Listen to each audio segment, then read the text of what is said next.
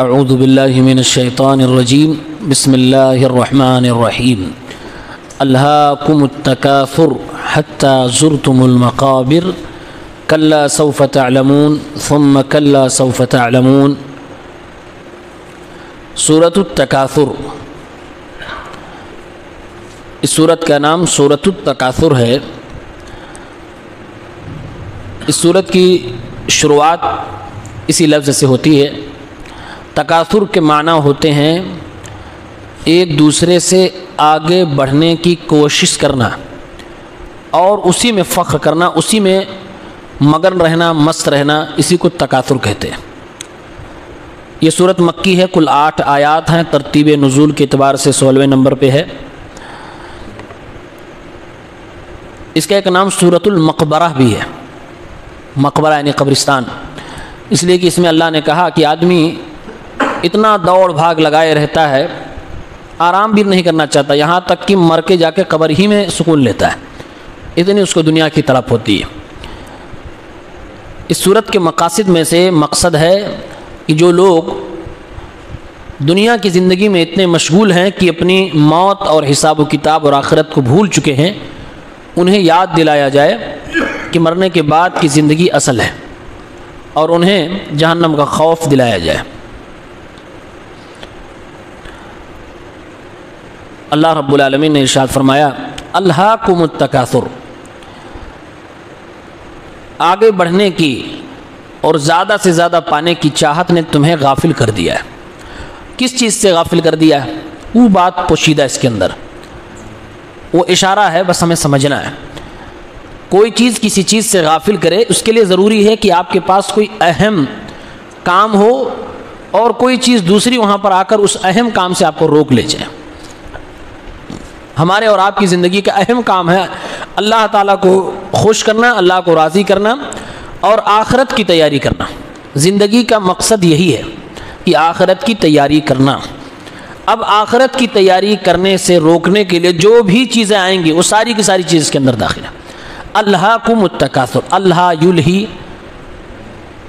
کا لفظ بتا رہا ہے کہ انسان کو آخرت کی تیاری سے مین مقصد سے روکنے کے لیے جو بھی چیزیں سامنے آ رہی ہیں وہ سب بکواس ہے۔ لہو کسے کہتے ہیں؟ فالتو چیزوں کو، کھیل کود کو، وقت کی بربادی کو، تو وہ ساری چیزیں آ رہی ہیں اور انسان کو آخرت کی تیاری سے روک رہی ہیں۔ وہی اللہ رب العالمین بیان فرما رہا ہے تمہیں روک رکھا ہے، تمہیں غافل کر رکھا ہے التکاثر، زیادہ سے زیادہ پانے کی تڑپنے اور چاہت نے۔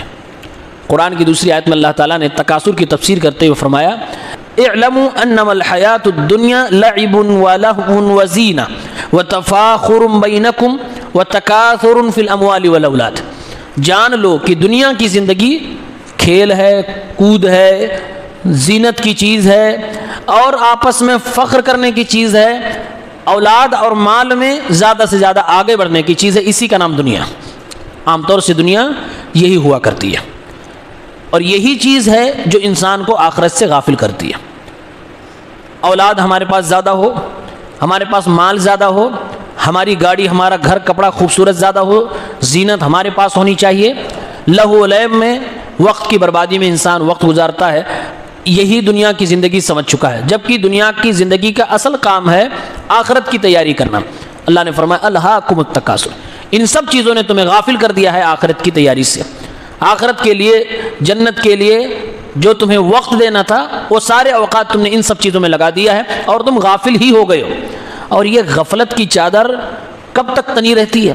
حتی زرتم المقابر، جیسے ہوتا ہے کہ آدمی دنیا میں گھسا پڑا ہے، اب نکلے گا، 50 سال کا ہو گیا اب نکلے گا، 60 کو پہنچ گیا اب نکلے گا، اب آئے گا اللہ کے قریب، اب آئے گا اللہ کے قریب، لیکن پھر بھی نہیں، قبر میں پیر لٹکائے ہے، پھر بھی دنیا ہی دنیا ستائے ہے۔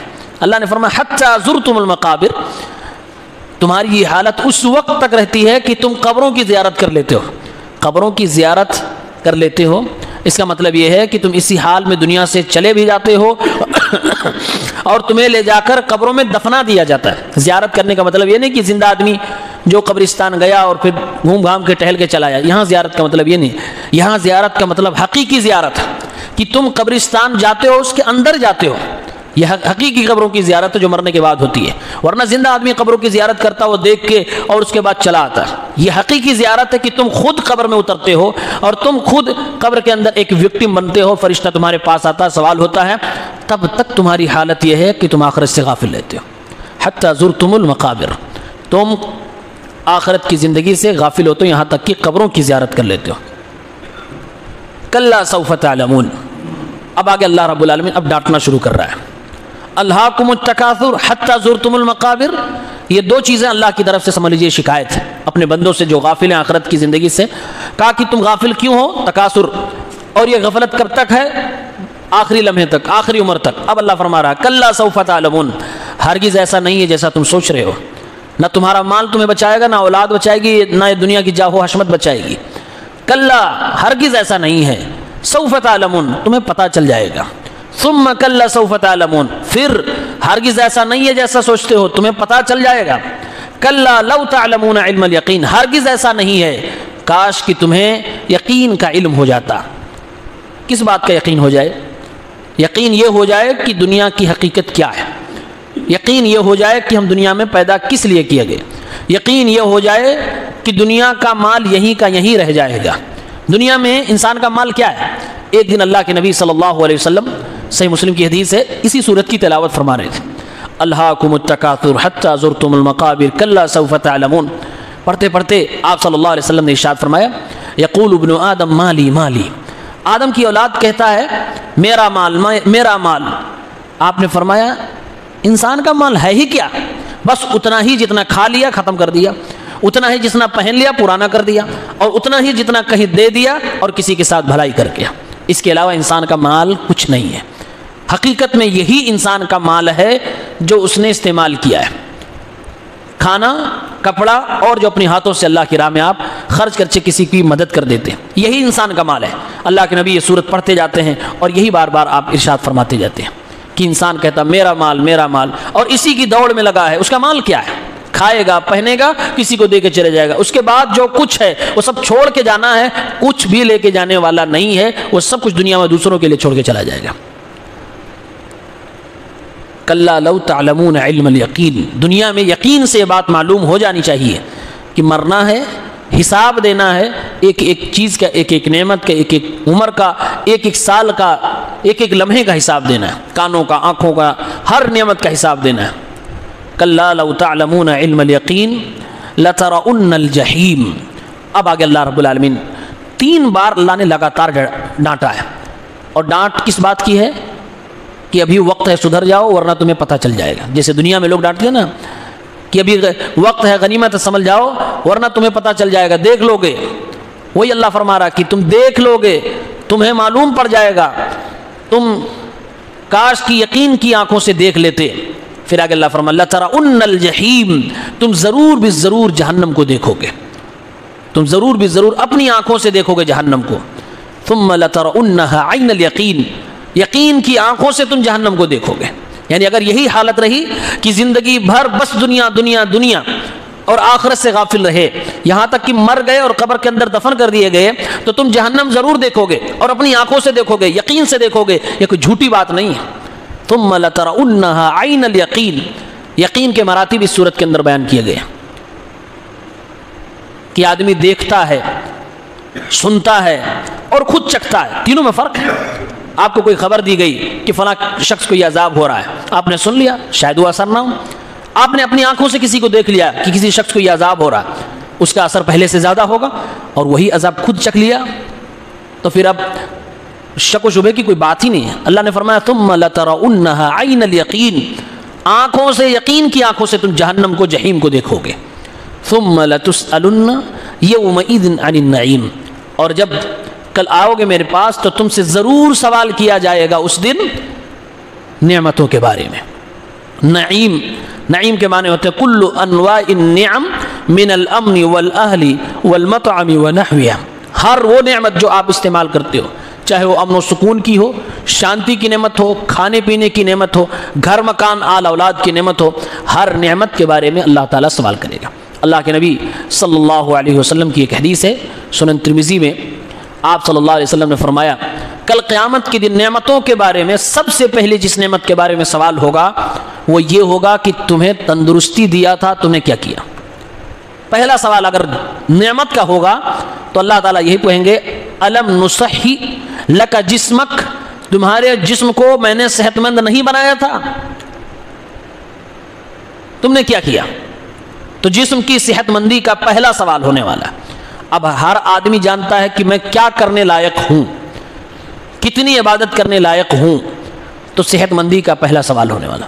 پھر اس کے بعد نعمتوں میں سے اللہ کے نبی فرماتے ہیں جو پہلے سوالات ہوں گے ان میں سے ایک سوال یہ بھی ہوگا، اللہ پوچھے گا کیا تمہیں شدید گرمی کے موسم میں ٹھنڈ پانی میں نے نہیں پلایا؟ ٹھنڈے پانی کا بھی سوال ہونے والا ہے۔ اللہ کے نبی صلی اللہ علیہ وسلم ایک دن بھوک کی حالت میں اپنے گھر سے نکلے، بھوکے تھے اللہ کے نبی صلی اللہ علیہ وسلم، نکلے کہ کوئی صحابی دعوت کھلا دے، تو دیکھا ابو بکر و عمر بھی اپنے گھر سے نکل پڑے ہیں۔ اللہ کے نبی نے پوچھا کہ تم دونوں کیوں نکلے ہو اس وقت، اپنے گھر سے تم لوگ کیوں نکلے ہو؟ دونوں نے کہا اللہ کے نبی ہم دونوں کو بھوک لگی ہے، کھانے کی تلاش میں نکلے ہیں۔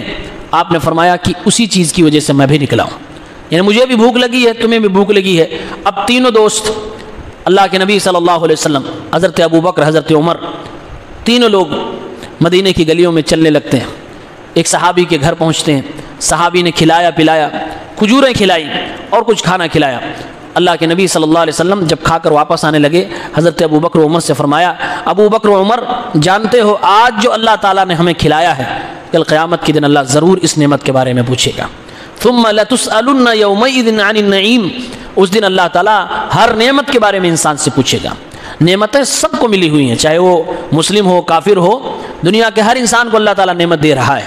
جس نے نعمتوں کا استعمال صحیح چیز میں کیا ہے وہ کامیاب ہو جائے گا، اور جس نے نعمتوں کا مس یوز کیا، غلط استعمال کیا ہے، وہ انسان پھنس جائے گا۔ انسان کی آنکھ، کان، ناک، ان ساری چیزوں کا بھی سوال ہونے والا۔ کان کا استعمال کن چیزوں میں کیا، آنکھ کا استعمال کن چیزوں میں کیا، ہاتھ کا استعمال کن چیزوں میں کیا، اپنی گاڑی موٹر کا استعمال کن چیزوں میں کیا، اپنی زندگی میں جو کچھ اللہ نے دیا، یہ موبائل بھی اللہ کی نعمتوں میں سے، اس کا استعمال کن چیزوں میں کیا، وہ سارے سوالات اللہ تعالیٰ کرنے والا ہے۔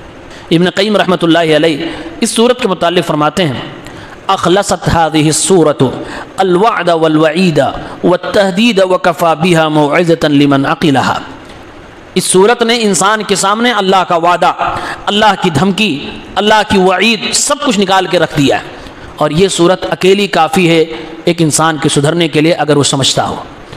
اللہ نے اس میں کیا کیا؟ یہی تو ڈرایا ہی ہے، دنیا داری سے نکال کر آخرت کی تیاری کی طرف ابھارا ہے۔ اور آگے ابن قیم فرماتے ہیں حتی زرتم المقابر، زندگی میں زندہ رہتے اسلام نے مشروع اور مستحب قرار دیا ہے کہ انسان قبروں کی زیارت کرے، اور مقصد بتایا ہے کہ قبر کی زیارت کرو تو وہاں جا کر یہ احساس لو، یہ عقیدہ لو، یہ سوچ تمہارے اندر پیدا ہونی چاہیے کہ یہ سب کے سب جو ہمارے ساتھ رہتے تھے، ہمارے آباء و اجداد تھے، سب چلے گئے، ان کو نہ ہمیشہ کی زندگی ملی، اور یہ سب تو اکیلے گئے، ان کے پاس تو کچھ نہیں تھا، یہ گئے تو ان کے ہاتھ میں کچھ نہیں تھا، نہ ان کی گاڑی، نہ موٹر، نہ گھر، نہ مکان، نہ بینک بیلنس، نہ پیسہ، نہ دکان، نہ مکان، نہ آل اولاد، نہ رشتہ دار، کوئی ساتھ میں نہیں ہے، اکیلا گیا بندہ۔ یہی سوچ لینے کے لیے قبروں کی زیارت اللہ رب العالمین نے مشروع قرار دی ہے۔ اور اسی طرح سے جو مر کے قبر کے اندر جائے گا وہ بھی ہمیشہ وہاں نہیں رہے گا، کیوں ہمیشہ قبر کے اندر وہ بھی نہیں رہے گا، وہ بھی زیارت کرنے ہی گیا ہے۔ جیسے زندہ آدمی جاتا ہے زیارت کر کے اس کو سبق ملتا ہے، وہ دیکھتا ہے، وہ محسوس کرتا ہے، محسوس کر کے سوچ لے کے آتا ہے۔